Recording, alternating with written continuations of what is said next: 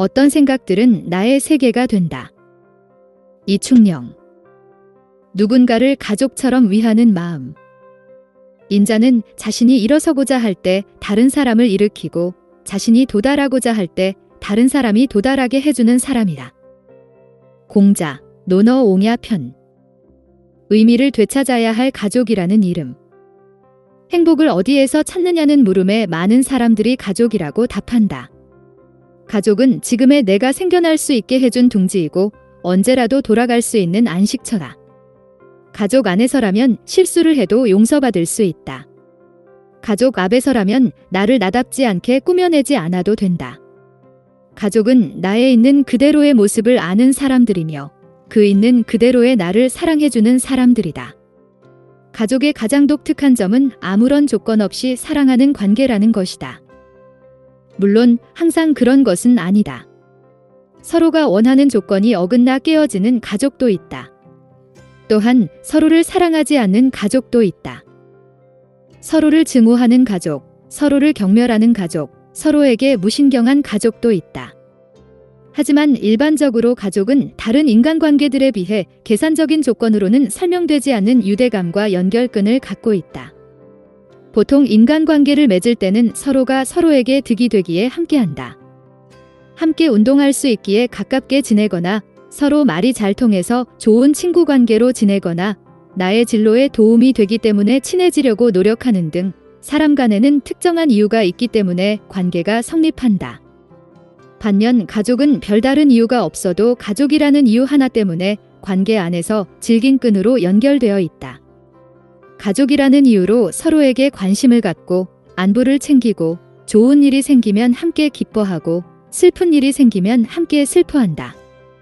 서로가 가족이라는 사실, 그것 자체가 서로 특별한 관계 안에 있어야 할 강력한 이유이자 조건이다. 가족이 꼭 혈연관계나 결혼으로 맺어진 관계로만 한정되어야 하는 것은 아니다. 태어날 때부터 가족이 된 사람이 아니더라도 혹은 법적으로는 전혀 가족관계에 놓여있지 않은 사람이라도 서로가 서로를 어떻게 여기는지에 따라 그 어떤 가족보다도 더 소중한 가족이 될 수도 있다. 서로를 조건 없이 있는 그대로 사랑하고 서로의 기쁨과 슬픔을 함께 공유한다면 우리는 그 사람은 내 가족이나 다름없다 오고 말할 수 있다. 진정한 가족은 생물학적인 조건이나 사회적 제도적 조건에 의해 결정된다기보다는 계산의 영역을 뛰어넘는 유대감과 연결끈을 갖게 되느냐의 여부로 결정된다. 그 어떤 법적인 관계도 없지만 진정한 가족인 관계도 있다. 반면 법적으로는 연결되어 있지만 진정한 의미에서는 가족이 아닌 경우도 많다. 사회계약론자들은 이 사회가 사람들 사이의 암묵적인 계약에 기초해 있다고 주장한다. 서로의 안전과 재산 등을 합리적으로 지키기 위해 일종의 계약적인 관계를 맺음으로써 생긴 것이 이 사회의 법과 제도라는 것이다. 만약 사회에 도움이 없다면 강력한 힘을 가진 사람이 다른 사람들의 목숨과 재산을 쉽게 빼앗아가고 말 것이다. 우리는 이런 폭력적이고 비합리적인 상태를 원하지 않는다. 따라서 인간은 사회를 조직하고 개인을 지켜주는 힘을 사회에 부여했다. 누가 나를 해치려고 하면 경찰이 나를 지켜준다. 나의 지갑을 훔친 사람은 법의 심판을 받는다. 이렇듯 계약론적인 사고방식에 따르면 우리는 자신을 지키기 위해서 암묵적인 계약을 통해 사회가 우리를 감시하고 적당한 안전망을 지켜주도록 합의했다. 가족관계는 이런 계약적인 관계와 완전히 대비된다. 가족은 계약이 되어 있기 때문에 서로를 지켜주는 게 아니다. 아무런 이유 없이 서로를 지켜주고 위해준다. 또한 가족은 특별한 이유가 없어도 우리 삶에 중요한 의미를 부여해준다. 가족의 안전과 행복은 때로 나 자신의 안전과 행복보다 더 중요하다. 많은 사람이 가족을 위해서라면 자신의 재산, 꿈, 신념, 때로는 목숨까지도 포기할 준비가 되어 있다. 가족은 수단이라기보다는 목적에 가깝다. 부모가 자식을 위하는 마음, 자식이 부모를 위하는 마음, 그 밖에도 가족처럼 생각하는 사람을 위하는 마음은 그 관계를 통해 무언가 다른 목적을 얻고자 함에 초점이 맞춰져 있지 않다. 오히려 가족의 행복은 내 삶을 통틀어 다양한 수단을 통해 성취해야 할 중요한 목표다. 그런데 가족이 우리 삶에서 실제로 차지하는 의미와 중요성에 비해 우리가 세상을 바라보는데 참고하는 많은 틀, 즉 사상이나 철학은 가족에 대한 언급을 별로 하지 않는다. 예를 들어서 자유주의나 공산주의 같은 정치 사상의 영역에서 가족은 별로 유관한 주제가 아니다. 무엇이 윤리적으로 옳은가? 무엇을 추구하면서 살아야 하는가? 인생의 의미는 무엇인가? 삶에서 중요한 이런 다양한 질문에 대한 이론적인 답변은 많은 경우 딱히 가족이라는 주제에 관심을 두지 않고서 이뤄진다. 정의, 자유, 평등, 진리, 합리성, 인권, 환경보호, 돈, 이런 문제들은 매번 이론적으로 중요하게 다뤄지지만 이런 주제들에서 가족이라는 인간관계에 대한 고려가 큰 비중을 차지하는 일은 드물다. 생각해보면 이는 매우 이상한 일이다. 사람들에게 물어보면 인생이나 행복에서 가족이 차지하는 비중이 매우 크다고 대답하는 경우가 많기 때문이다. 즉, 사람들의 일상적인 생각 속에서는 가족 혹은 가족적인 인간관계가 아주 큰 중요성을 갖는 반면 고차원적이고 추상적인 토론의 영역에서는 이상하리만치 가족에 대한 중요성이 확 떨어진다. 이러한 현상은 가족이 개인적인 사안에 불과하고 공적으로 토론되어야 할 사안은 아니라는 선입견의 기초에 있는지도 모른다. 그 와중에 다행이라고 볼 수 있는 사실은 모든 사상이 다가족에 관심이 없는 것은 아니라는 점이다. 오히려 가족을 가장 중심에 놓고 세상을 바라보려는 사상도 있다. 한국 문화권에서는 너무나 익숙한 사상, 바로 유교다. 유교가 항상 나쁜 것만은 아니다. 지금 대한민국에서 유교의 이미지는 솔직히 별로 좋지 않다. 특히 젊은 세대 사이에서는 더 그렇다. 유교는 이른바 꼰대 사상의 대표주자다. 유교는 옛것에만 집착하며 새로운 것의 가능성을 부정하고 위계관계를 강조하면서 공동체의 질서를 위해 개인의 희생을 강요하는 이미지가 있다. 물론 이 이미지들은 다 어느 정도 옳다. 지금까지 한국 사회에서 유교 문화는 많은 병폐와 연결되어 있었고 역사적으로도 좋지 않은 결과들을 많이 만들어냈다. 그러나 한 문화권에서 2000년이 넘는 세월 동안 사회의 제도와 사람들의 의식에 절대적인 영향을 미친 사상이 그렇게 부정적이고 비합리적인 측면만 가지고 지금까지 유지되어 왔을 가능성은 매우 낮다. 만약 유교가 정말로 시대착오적이고 새로운 발전을 가로막는 측면만을 가지고 있었다면 진작 몰락했을 것이다. 그렇지 않고 유교가 많은 사람의 지지를 받으며 지금까지 이어져 올 수 있었던 것은 나름의 합리성과 긍정적인 기능 또한 갖고 있기 때문이라고 보는 것이 합리적인 추측이다.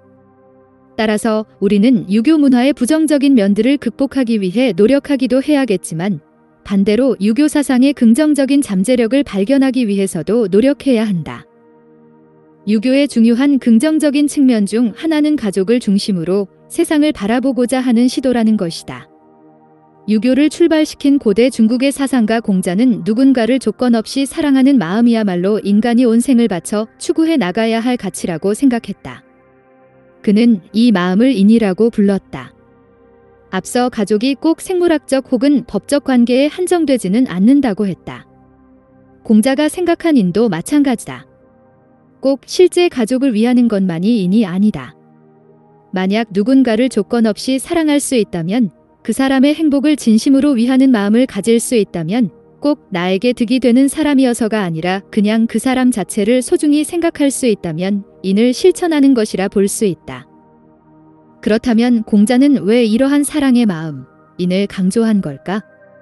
그 이유는 그가 이 사회 자체를 일종의 가족의 확장판이라고 생각했기 때문이다. 공자가 이상적으로 생각한 사회의 모습은 사회 구성원들이 서로를 위하는 마음을 갖는 사회였다. 이는 얼핏 보기에 매우 탁상공론 같은 이야기처럼 들린다. 하지만 공자 사상의 진정한 의미는 사회를 바라보는 다른 관점과 비교해서 보면 극명하게 드러난다. 앞서 우리는 사회계약론에서는 사회를 일종의 계약관계로 바라본다는 것을 살펴보았다. 이 밖에 경제학 쪽에서는 흔히 경제 현상을 인간의 이기심에 기초해서 설명하려고 한다. 좋은 물건을 싸게 사고 이윤을 창출하며 최대한 자신이 부유해지기를 원하는 그런 심리가 이 사회의 가장 밑바탕을 이룬다고 보는 것이다. 이러한 사고방식은 지금 대부분의 사람이 사회를 바라보는 사고방식이기도 하다. 그런데 공자는 이러한 방식으로 사회를 바라보지 않았다. 그는 사회가 이기심에 기초한 경쟁관계나 계산적인 계약관계 위에 서 있어야 한다고 생각하지 않았다. 오히려 그는 나라를 다스리는 사람들이 어진 마음을 갖고 그 마음을 실천할 때 비로소 제대로 된 사회가 만들어질 수 있다고 생각했다. 즉, 부모가 아무런 조건 없이도 자식을 위하는 마음을 갖듯이 또한 자식이 더 이상 자신에게 직접적인 이득을 주지 않는 부모에게도 효심을 갖듯이 사회 구성원들이 서로를 사랑하는 마음을 갖게 될 때 사회가 바로 설 수 있다는 것이다.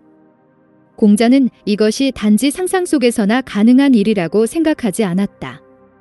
그는 실제로 인간은 인의 가능성을 품은 존재이며 우리는 인의 마음을 더 키우고 그것을 실천으로 옮기기 위해 노력해야 한다고 생각했다. 다른 사람을 나처럼 위하는 마음. 공자의 이런 생각은 관점에 따라 매우 충격적인 것일 수 있다.